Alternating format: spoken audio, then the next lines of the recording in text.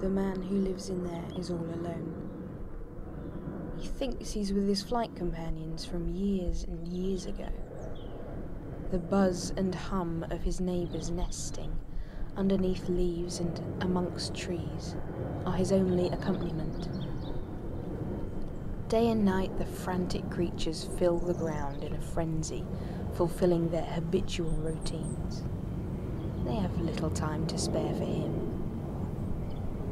I think he believes he's still flying, even though the backdrop never changes.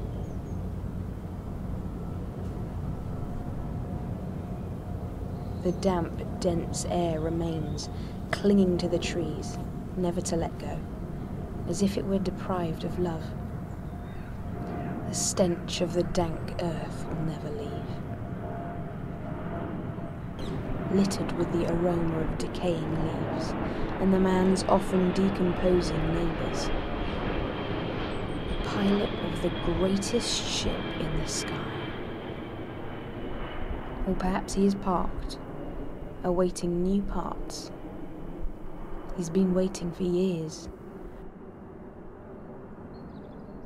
When will head office order that ruddy part? He exclaims every day. He's tried to contact them. He fiddles with the radio tuner, muttering along to a woeful radio DJ, ranting about poor organisation, bureaucracy, and the ineptitude of head office's management. His only consolation? The stream of dated hits. If only we had that new part, we'd be off, wouldn't we, guys? He asks the abyss. It is clear the whispers and calls of creature companions are not a reply to him. He never flew a Zeppelin. They were out of date and disused years ago. Instead, he spent every day getting up, watching the news, going to work, filing papers, going home, sleeping, waking up, ingesting the same news. I wonder what it was that sent him flying. It could have been a number of things. But one day, he slammed his fist down on the desk and shouted, "That is it!" Blood weeping from his firmly clenched fists, he started to walk. Marathons along his path, perhaps a few pairs of shoes and more blisters than anyone should suffer. He stopped, halted.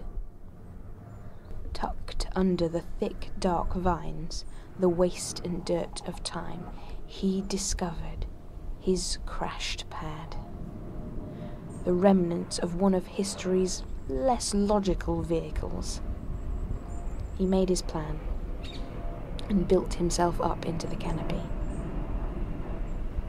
tucking the ship's cabin back into the sky.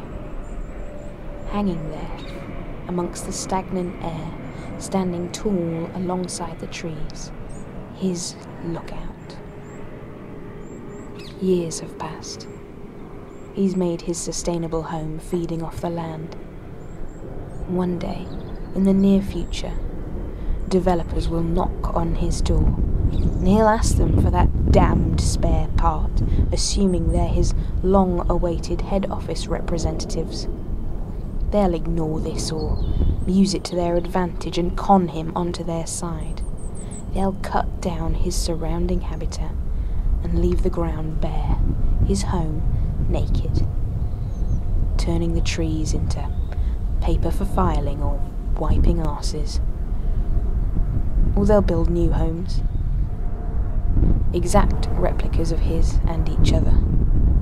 The most modern homes built in the world. The elite estate suspended in the sky.